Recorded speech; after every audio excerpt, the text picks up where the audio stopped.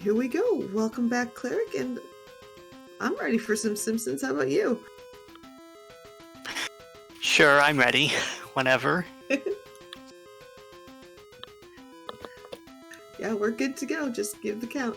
Alright, so we'll start here in 3, 2, 1, begin. Alright, first world, we're in the Swamp Hag's Junkyard of Doom. So the main thing of note with this run are the awkward controls to this game.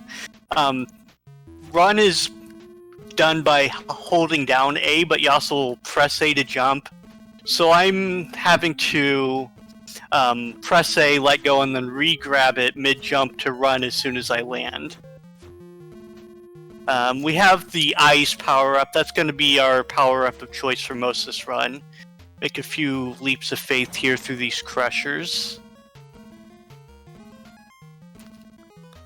And get our input eaten. There's also a lot of RNG in this run, so these claws will grab you, and it's completely random when they open and close, so we're just hoping that they behave on us, and so far they're being good.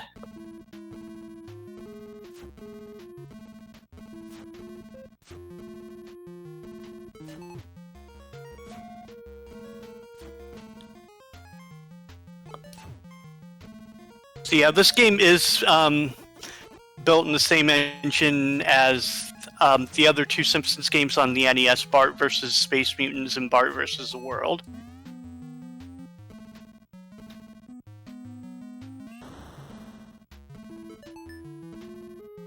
And coming up here, we have a little, what I think looks like a washing machine to another dimension called the Limbo Zone. We're gonna come in here, pick up power-ups. This is like one of the few games that I've ran where you actually want to go into the bonus stage to save time. So we're just gonna fly around here, shoot some of these aliens, pick up power-ups. We're getting plenty of lives here too, so that will make this run good and safe. This can be a tricky thing to do, like if you're not familiar with the level layout, because like trying to navigate these platforms is tricky. We just make it do a damage boost at the beginning, and beating that takes us into the second stage. And here we have some more blind drops, so I'm going to be doing some kind of risky jumps onto these platforms. If it scrolls too far, we will die, even though there is a bottom to that pit. So lots of memorization goes into this stage. This stage has killed runs on me.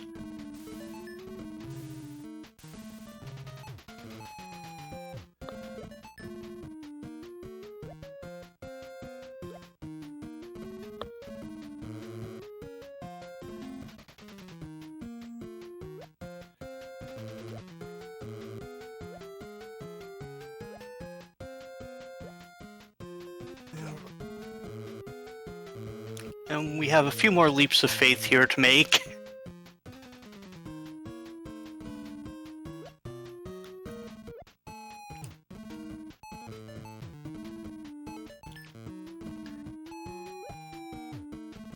We'll deal with these guys as they pop up. And here we go. Not gonna lie, the soundtrack plus the various audio cues and everything is the stuff of legends right now. Alright, so I'm waiting until this platform starts to go up before I jump on it. I'm wanting to load in the next platform at just the right time so that just as we get there it starts going up. And then coming up here, this was actually where I got lost in this game as a kid. So I didn't realize that the second platform in this would go up, and this is the key to exiting this level. If you go the wrong way there, you can end up just going in circles forever and not finding the exit. But we're through that. We got a flight stage coming up here. There's not really too much else to say about the stage, so if you have any donations, this would be a good point for reading those. Not a donation, but a friendly little reminder that the RPG Valkyries offer a cozy place for speedrunners of all kinds of games to chat and just share stories and strategies. Whether you're a novice just starting out, an expert, or even just like watching speedrunning without speedrunning yourself, that's cool. You can find a completely comfy home here. All you have to do is type exclamation point Discord in chat if you want a link to join in on the fun.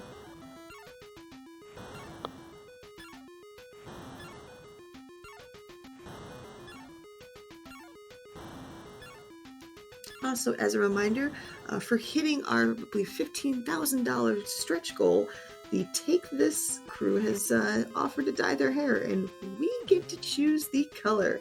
Right now, blue has a commanding lead, but there are other options in the form of green, pink, and purple. So if you want to see hair of a different color, you know where to put that donation.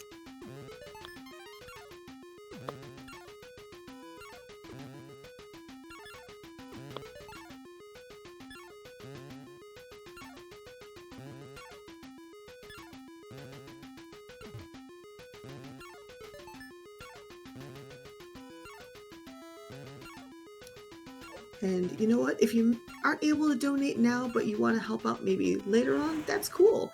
You can keep supporting Take This after the marathon, and you can do that by going to their Patreon. They have a Patreon account at patreon.com/takethisorg, O-R-G, where you can pledge your support on a monthly basis, one time only, doesn't matter, whatever works best for you.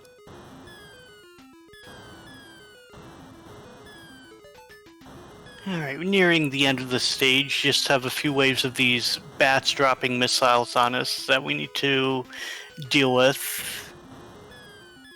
And sometimes they can give you a little bit tricky of pattern to manage.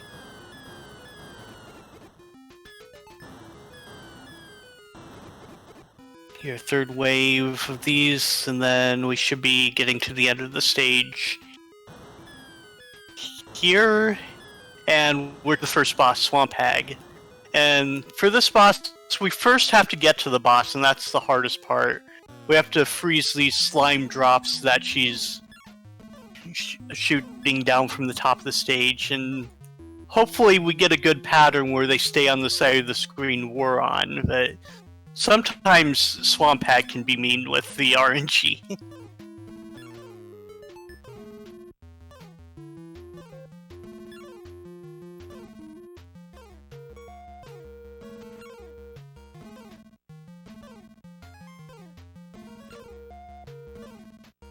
And there we go, hard part of that's done.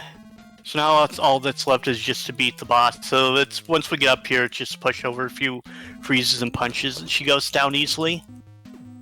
And that's Chapter 1 done. Chapter 2, we're now getting to the water stages. And if you thought that the regular controls for this game were bad enough, once you get to the swim controls, it gets worse.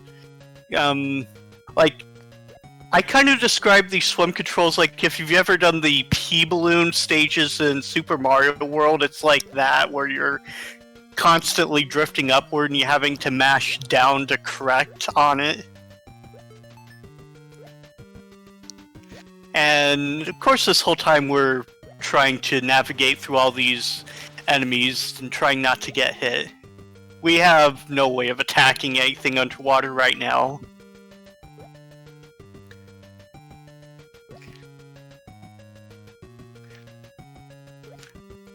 Throw a few more enemies into the mix. The starfish, exploding fish. And of course, the tentacles.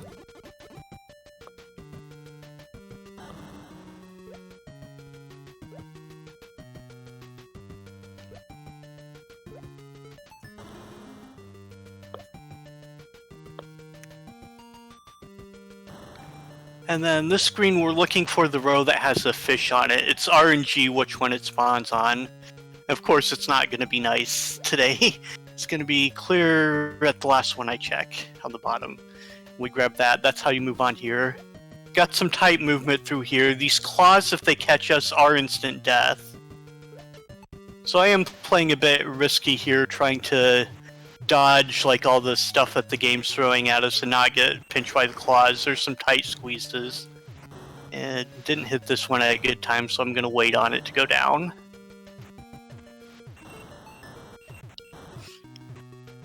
And if you thought the swimming controls were already bad enough, now we have a maze in the dark. And our source of light is this box that just moves like all over the screen that we have no control over. Plus the crosshairs in the middle if it hurt us, so it's not really of any use to us at all. So I'm just going basically based off the memory on this level to get through here. It's probably one of the more obnoxious levels in the game. But also, fortunately, it's not very long. So, we're done with the dark swimming level, fortunately. On to more claws. Yes, the crosshair of that light does hurt you if it touches you.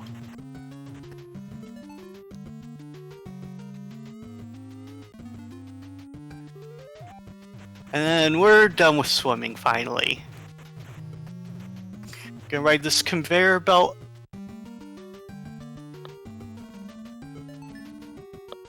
Up here, we need to turn off these switches so that the air conditioner does not go off on us. You can't just tank the hits on these, because like way iframes work, you'll get hit 2 to 3 times by them if you don't turn them off, and that's just a loss of a bit of time every time you get hurt and get stunned. Also got this little octopus enemy that we're gonna say hello to. Another conveyor belt coming up. And we're gonna make a bit of a leap of faith here, so go Geronimo. Falling, falling, falling, falling, and we hit a flight power up right before we fall into the pit, which allows us to come up here and escape. And we're to the second boss, Dr. Julius Krabs, or Zoidberg as I like to call him. Now keep an eye on that little crab that's on the left-hand side of the screen.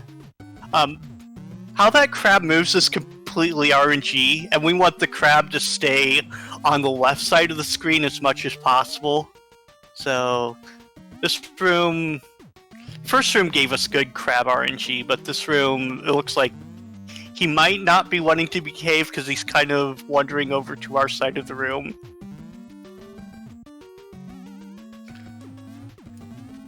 And then one more room of fighting Dr. Krabs.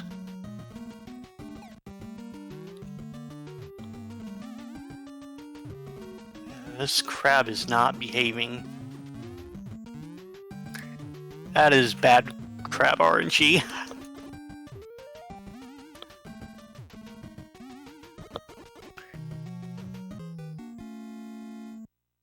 Hey, stay on your side of the room. It's like a sibling, you know? If you've ever roomed with a sibling, you want them to stay on their side of the room. Makes me suddenly glad I'm an only child.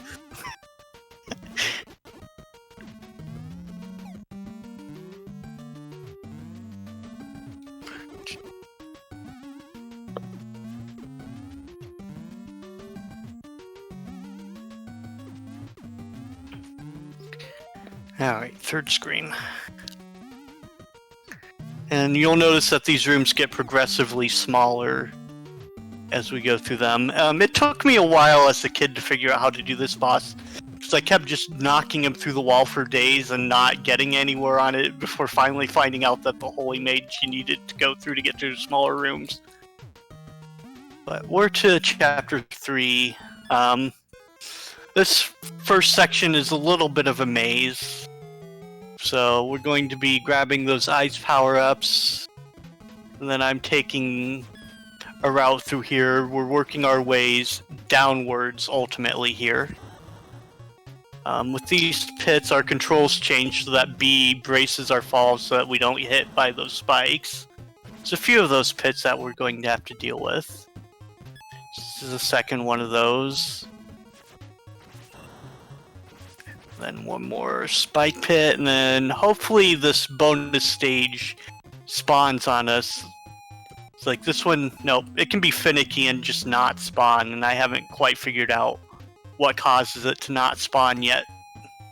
Spawn sometimes, so let's go ahead and play through the rest of this stage.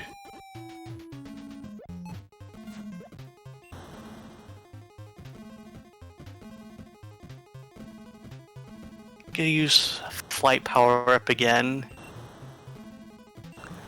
Movement here is very tight because we need to be aiming for some platforms coming up at the end of this. Running low on time.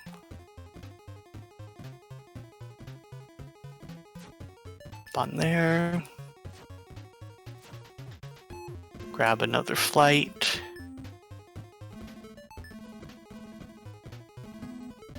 And if you thought this level was a maze, this next one's a real pain of a darn maze.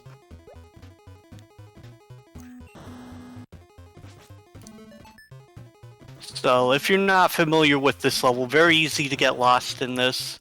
Also, those spots where you see the waterfalls and the water's going through the platform, those are pits. The game does not communicate that very well to you. The only way you find that out is when you fall down them.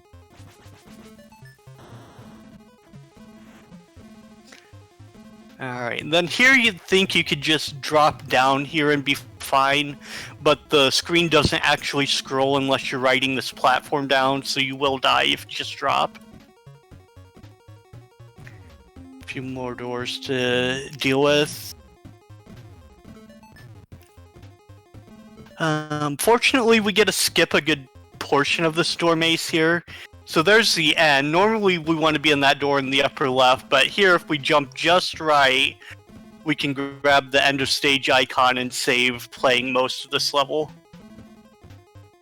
So this skip actually saved a few minutes. This was one that I discovered. Timing on it is a bit tricky. But it's worth getting this every time. There we go. And another boss.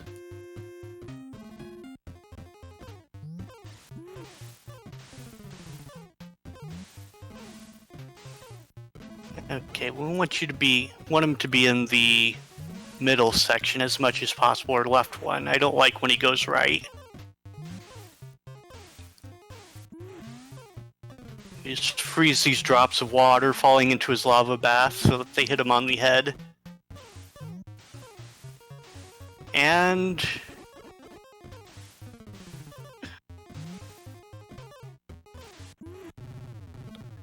we're done. And we're to the final boss, Braino the Magnificent. You know, everyone's favorite Simpsons character they've heard of. We have the help of Radioactive Man and his abs of steel to finish off this fight, so we're going to use our laser eyes. We're bouncing them off of the tank onto Radioactive Man's abs. We're hoping that... and that's time.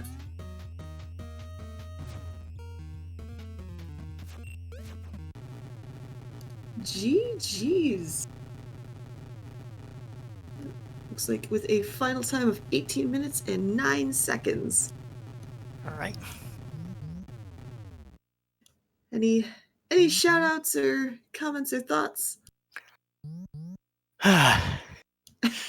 This has been an interesting game to run. I basically picked it up last year for Big Bag Game-a-thon, and then I put some time into it, did grind out the world record for it. So it was my first world record that I ever got in a speedrun, and I believe I still hold it on there, so it's been a fun one to play around with. Definite congrats there.